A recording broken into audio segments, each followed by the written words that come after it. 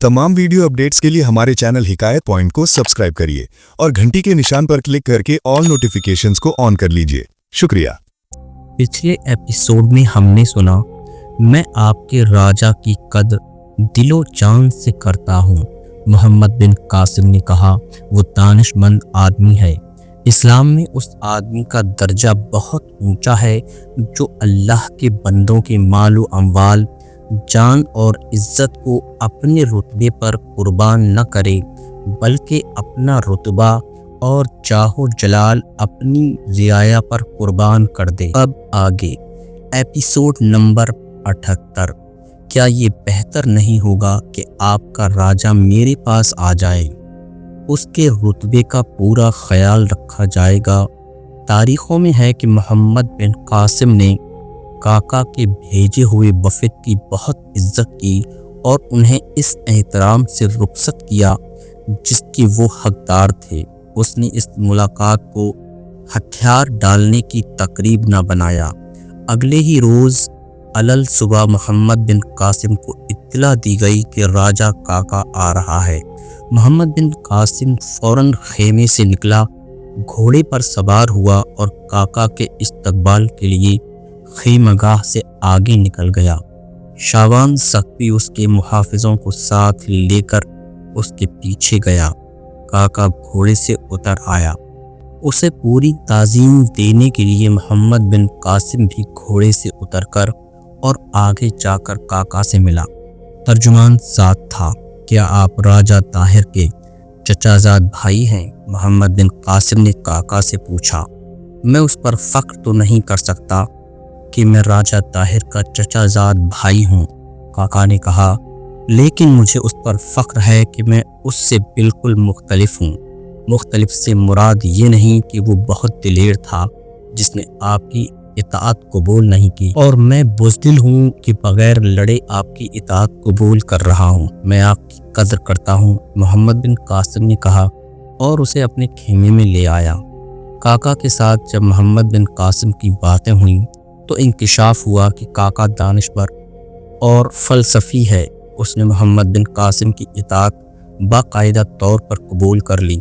सिर्फ ये शर्त पेश की कि भातिया शहर के लोगों को अमन व अमान में रखा जाए और उन्हें तिजारत, इबादत और शहरियत का पूरा हक दिया जाए। मोहम्मद बिन कासिम काका से इतना मुतासिर हुआ कि उसे अपना मुशीर बना लिया। इन इलाकों के लिए एक मामलात और उमूर ऐसे थे जिनके लिए किसी मुकामी मुशीर की ज़रूरत थी। मुशीर का दानिशमंद और साहिब असर रसूख होना भी ज़रूरी था। काका से बेहतर और कोई मुशीर नहीं हो सकता था।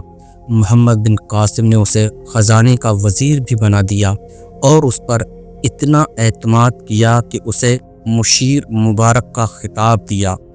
भातिया को मोहम्मद बिन कासिम ने एक मजबूत फ़ौजी अड्डा बना दिया और अपनी अगली मंजिल की तयन में मसरूफ़ हो गया। इस मंसूबा बंदी में काका के मशवरे बहुत मुफीद साबित हुए। फैसला किया गया कि अगली मंजिल इस्कंदर होगी। बाज़ तारीखों में उसे अक्लमंद भी लिखा गया था। ये उस ज़माने का मशहूर और ख़ासा बड़ा शहर था। एक रोज़ रानी लाडी मोहम्मद बिन कासिम के पास आई और उसने ऐसी दरख्वास्त की जिसने मोहम्मद बिन कासिम को तज़ब्ज़ब में मुब्तला कर दिया।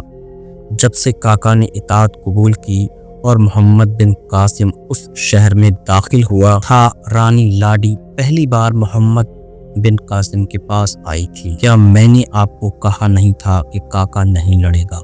रानी लाडी ने कहा, मैं उसे जानती थी कि हालात को समझकर फैसला करने वाला आदमी है। अगर ये शख्स लड़ने की हिमाकत करता तो उसे बहुत बड़ी कीमत अदा करनी पड़ती। मोहम्मद बिन कासिम ने कहा, अगर काका किले के दिफा में लड़ता तो मैं उसे लड़ने से रोक सकती थी। लाडी ने कहा, उस पर मेरा इतना असर है कि मैं उससे अपनी बात मनवा सकती हूँ। अल्लाह को जो मंजूर था वो हो चुका है। मोहम्मद बिन कासिम ने कहा, तुमने देखा है कि मैंने उसकी वफादारी और उसकी दानिशमंदी की कितनी कीमत अदा की है। क्या तुम काका से मिल चुकी हो? नहीं।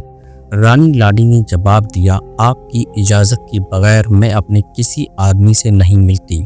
तुम उससे मिल सकते सकती हो। मोहम्मद बिन कासिम ने कहा, मैं यही इजाज़त लेने आई हूँ। रानी लाडी ने कहा, मैं उसे सिर्फ मिलना ही नहीं चाहती बल्कि उसके साथ रहना चाहती हूँ।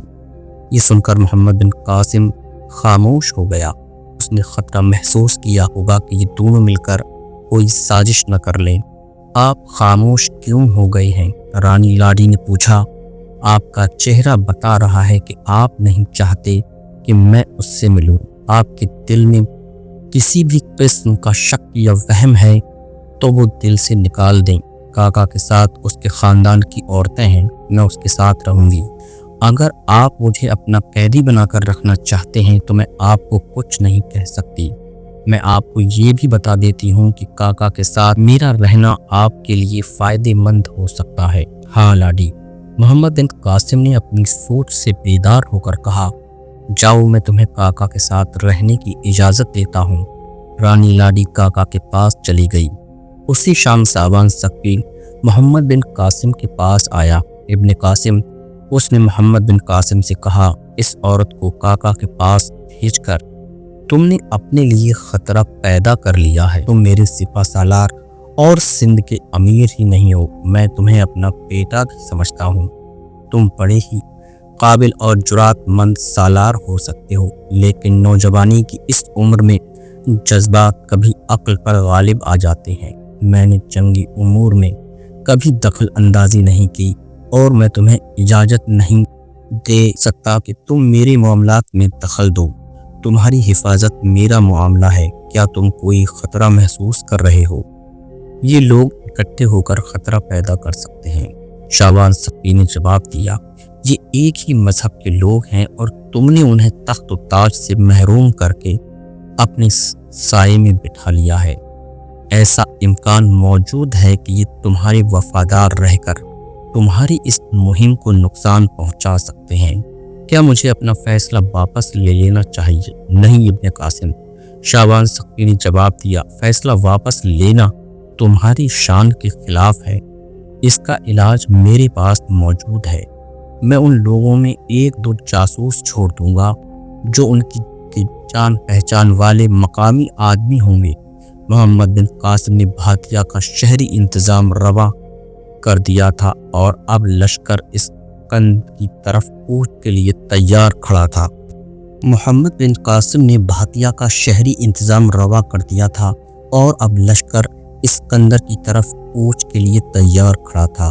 पहले कहा जा चुका है कि उस दौर के कई शहर और कस्बे सफ़े हस्ती से मिट चुके हैं, इसलिए फासलों का तयन करना मुमकिन नहीं। आज इस्कंद भी मौजूद नहीं।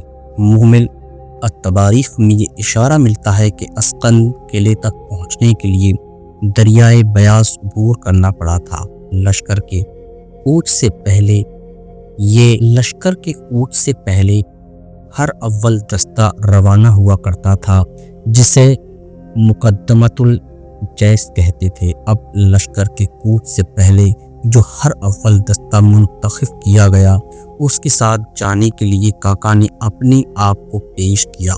वो इन इलाकों से वाकिफ था, इसलिए मोहम्मद बिन कासिम ने उसी को इस दस्ते की कमान दे दी और उसके साथ अपना एक सालार जाहिद बिन अमीर ताई भेजा। काका बड़ा अच्छा रहनुमा साबित हुआ। कई रोज बाद जब वो दरियाए बयास के किनारे उस मुकाम पर पहुंचा जहां से दरिया अबूर करना था, उसने मकामी माहीगीरों से कश्तियां ले ली। जब मोहम्मद बिन कासिम अपने लश्कर के साथ वहां पहुंचा तो हर अव्वल दस्ता कश्तियों को रस्सों से बांध चुका था। अब इन कश्तियों को एक पुल के तौर पर दरिया में डालना था। लश्कर ज्यों ही पहुंचा, रस्सों से बंधी हुई कश्तियों को दरिया में डाल दिया गया और अब कश्तियों का पुल बनाने वाले आदमी दरिया के पार चले गए और रस्से दूसरे किनारे पर बांध आए। उधर लश्कर दरिया अबूर कर रहा था, उधर किले में ये खबर हवा की तरह फिर गई कि मुसलमानों की फौज आ गई है। किला बंद शहर में नफसा नफसी और अफरा तफरी बपा हो गई। इस किले में पहले ही ये खबर पहुंची थी कि अरब की फौज तूफान की तरह आ रही है और उसके आगे केले घास फूस की झोपड़ियों की तरह उड़ रहे हैं। किले का हाकिम मैसरा था, जो जिद का बड़ा ही पक्का और खतरनाक हद तक दिलेर आदमी था। उसने अपनी फौज और शहर के लोगों को हिरासा नहीं होने दिया था। शहर के चंद एक सरकर्दा आदमी मेहरा के पास गए और उसे कहा कि उन्होंने किले की दीवार पर जाकर मुसलमानों के लश्कर को देखा है और ये लश्कर बहुत ज्यादा है। तुम लोग चाहते क्या हो? मेहरा ने उनसे पूछा, और तुम खौफ व हिरास से मरे क्यों जा रहे हो? हम अपने बच्चों और अपने माल की सलामती चाहते हैं। एक आदमी ने कहा, अगर आप समझते हैं कि हमारी फौज किले को नहीं बचा सकेगी तो मुसलमानों के लिए दरवाजे खोल दें। हमने सुना है कि मुसलमान सिर्फ जुजिया लेते हैं और शहर के किसी फर्द पर हाथ नहीं डालते, और ये लोग मार भी नहीं करते। आग बरसाती है। अरब की फौज बड़ी जबरदस्त फौज है महाराज। एक और आदमी ने कहा, शहर पर पत्थर और आग बरसाती है। उसने दीबल और अरवल के किले सर कर लिए हैं। हम उसका मुकाबला किस तरह कर सकते हैं? बुज़दिल मत बनो, मेरी बात सुनो। मेहरा ने कहा, अरबों की इस फौज को दानिश का आगे आने का मौका दिया गया है। इस फौज के हाकिमों और सिपाहियों के दिमागों में ये यकीन बैठ गया है कि उनका मुकाबला कोई ताकत नहीं कर सकती। राजा ताहिर ने कहा है कि ये अरबी मुसलमान सहरा में दूर अंदर तक आ जाएंगे तो उनकी नफरी कम हो चुकी होगी और उनके पास खाने के लिए भी कुछ नहीं रहेगा। उस वक्त हम उन पर जवाबी हमला करेंगे। ये भागने के काबिल भी नहीं रहेंगे। हम उनके सिपा सालार मोहम्मद बिन कासिम को और तमाम फौज को जिंदा पकड़ेंगे। फिर घर घर में एक एक मुसलमान गुलाम होगा। उनके घोड़े और ऊंट हमारे काम आएंगे। अब वो उस जगह आ गए हैं जहां राजा ताहिर उन्हें लाना चाहता था। ये हमारा फर्ज है कि उन्हें पसपाई के काबिल न छोड़ें। हम उनकी वापसी के रास्ते बंद कर देंगे, उन्हें दरिया के पार नहीं जाने देंगे।